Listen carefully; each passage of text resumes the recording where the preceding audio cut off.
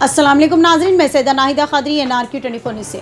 जैसे कि आप सभी लोग जानते हैं कि हिंदुस्तान में लॉकडाउन चल रहा है और लॉकडाउन की वजह से तमाम आवाम परेशान है और दिन पे दिन हिंदुस्तान के हालात बिगड़ते जा रहे हैं। वैसे ही तेलंगाना हैदराबाद शहर के भी हालात छुपाए नहीं जा सकते। इसी वजह से हम हमारे न्यूज़ चैनल के ज़रिए तेलंगाना हुकूमत तक कुछ बातें पहुँचाना चाहते हैं।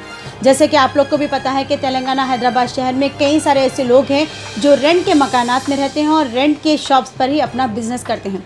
तो सोचिए ऐसे लॉकडाउन के मूवमेंट में वो लोग कहाँ से अपने घर का रेंट देंगे, कहाँ से अपनी शॉप का रेंट देंगे, क्योंकि लॉकडाउन की वजह से उनका कोई बिज़नेस नहीं हो रहा है, उनका कोई कारोबार नहीं हो रहा है, जिसकी वजह से उनका घर का मेंटेनेंस उनको पूरा करना बहुत ही ज़्यादा मुश्किल हो चुका है। आप लोग जानते हैं कि एक इंसान जब वो रेंट की शॉप पर अपना बिज़नेस करता है तो जाहिर सी बात है वो पूरे अखराजात उसी की जिम्मेदारी होती है। तो वो कहाँ से अपने घर का रेंट देगा, कहाँ से अपने बच्चों की फ़ीस बनेगा। बच्चे अगर स्कूल में पढ़ रहे हैं तो स्कूल की फ़ीस पे करना ज़रूरी है, क्योंकि ऑनलाइन क्लासेस चल रहे हैं जिसकी वजह से स्कूल वाले पूरी की पूरी फ़ीस वसूल कर रहे हैं। कॉलेज में बच्चे अगर जाते हैं तो कॉलेज वाले भी पूरी फ़ीस वसूल कर रहे हैं, क्योंकि ऑनलाइन क्लासेस जारी है।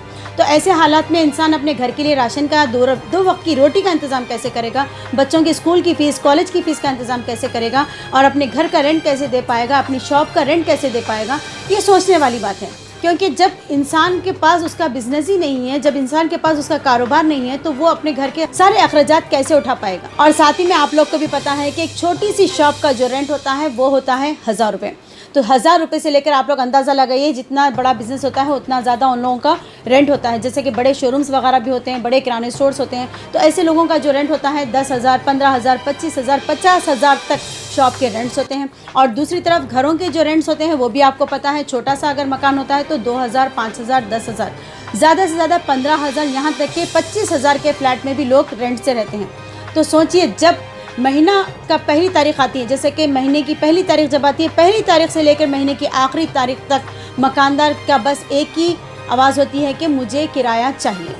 तो ऐसे हालात में एक इंसान कमा कर किस किस के साथ अपना मेंटेनेंस पूरा करेगा, कैसे अपना घर चलाएगा, कैसे अपने बच्चों को पढ़ाएगा, किस तरीके से अपना घर का राशन डलवाएगा, क्योंकि लॉकडाउन की वजह से तो बिज़नेस बिल्कुल ही नहीं है, लोग कमा नहीं पा रहे हैं, लोगों के कारोबार नहीं चल रहे हैं। तो ऐसे हालात में तेलंगाना हुकूमत का फ़र्ज़ बनता है कि तेलंगाना हुकूमत आवाम के साथ भलाई करे, आवाम के साथ कुछ रियायत करे तो मेहरबानी होगी, क्योंकि लोग जाहिर सी बात है एक ही इंसान से आस लगा सकते हैं, वो है हमारी हुकूमत, क्योंकि हुकूमत ही अब रियायत करना ज़रूरी हो और मकानदार को भी चाहिए कि अपने किराएदार के साथ रियायत करें। अब दूसरी बात हम आपको ये बताना चाहते हैं कि आप लोग को भी पता है कि कई ऐसे हमारे भाई हैं जो ओला कार चलाते हैं या उबेर कार चलाते हैं, ऑटो चलाते हैं फाइनेंस पर लेकर, जैसे कि फाइनेंस पर अपनी गाड़ियाँ निकालते हैं और गाड़ियाँ चलाकर हर महीना EMI पे करते हैं।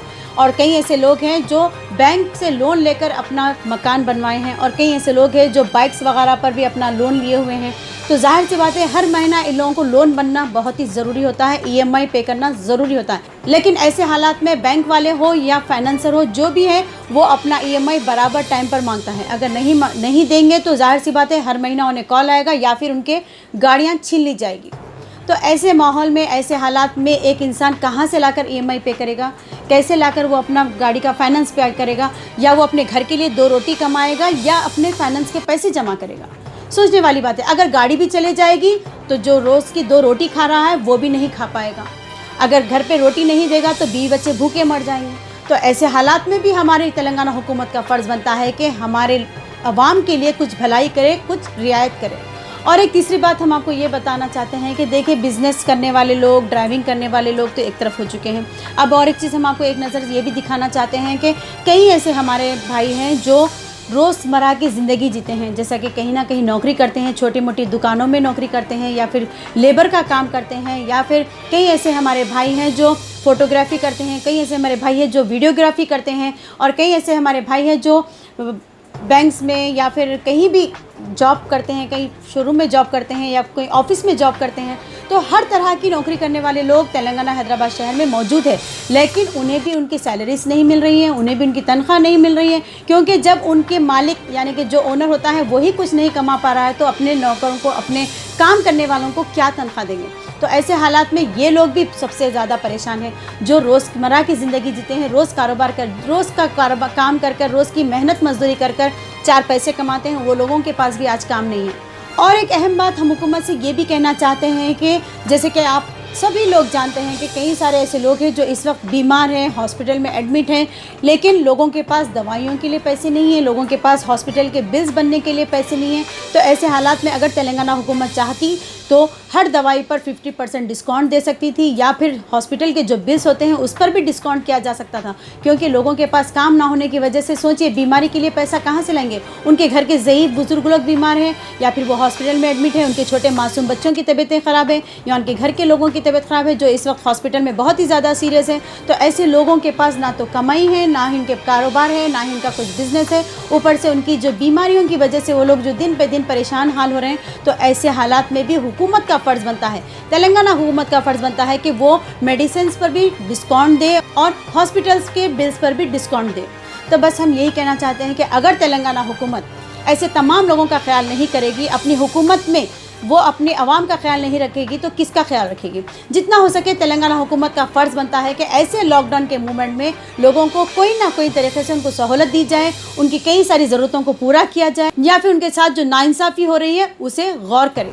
क्योंकि इस वक्त आवाम के साथ सिर्फ़ और सिर्फ नाइंसाफ़ी हो रही है। आप लोग देखिए कई सारे पुलिस वाले हैं जो घर के बाहर, कोई भी इंसान जब बाहर निकलता है तो कुछ ज़रूरत के बाहर आता है, वो कुछ ज़रूरी काम से ही अपने घर से बाहर आ रहा है, लेकिन उसके बावजूद भी उनकी गाड़ियाँ पकड़कर उसे सीज कर दिया जा रहा है, उन्हें मारा जा रहा है, उन पर जुल्म किए जा रहे हैं, उन पर केसेस बुक किए जा रहे हैं, उनकी गाड़ियों पर चालान डाल दिया जा रहा है। तो अब सोचिए ऐसे हालात में एक मामूली सी नौकरी करने वाला इंसान, रोज़ का कमाई कमाने वाला इंसान, जब उसके पास नौकरी नहीं है, उसके पास पैसा नहीं है, तो वो कहाँ से चालान बनेगा, वो अपनी गाड़ी कैसे छुड़ा पाएगा, वो अपना घर कैसा चलाएगा। ये बातों को भी हुकूमत को चाहिए कि नज़र में रखे। इस वजह से अगर हुकूमत चाहे, तेलंगाना हुकूमत चाहे, तो जितनी भी गाड़ियों को सीज किया गया है, जितनी भी गाड़ियों को पकड़ कर चालान डाला गया है, इनके चालान माफ़ कर सकती हैं, इनकी गाड़ियों को फिर से उनको दोबारा दे सकती हैं। इसीलिए हम तेलंगाना हुकूमत से एक ही बात ये कहना चाहते हैं कि अगर आप अपनी आगे भी सत्ता चलाना चाहते हैं तो आपको आवाम का ख्याल करना पड़ेगा, आवाम की फ़िक्र करनी पड़ेगी।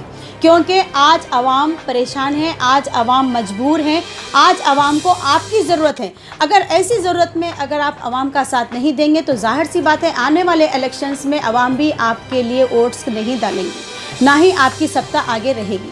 इसी वजह से हम ये की बात तेलंगाना हुकूमत से कहना चाहते हैं कि अगर आपको आवाम के वोट की ज़रूरत है, अगर आप वाकई में चाहते हैं कि आपकी सत्ता आगे भी बरकरार रहे, तो जाहिर सी बात है आपके इलेक्शन, आने वाले इलेक्शंस मूवमेंट में यही आवाम रहेगी जो आपको वोट देगी। अगर आप आज उनका साथ नहीं देंगे तो जाहिर सी बात है ये लोग भी आपको इलेक्शंस में वोट नहीं देंगे। इसी के साथ मैं सैयदा नाहिदा खादरी, एनआरके 24 न्यूज़ से। इसी तरह हम आपके सामने सच्चाई दिखाते रहेंगे। इंतज़ार करिए हमारे अगले न्यूज़ का। हमारे इस न्यूज़ के पेज को लाइक करिए, यूट्यूब पे सब्सक्राइब करिए। जय हिंद।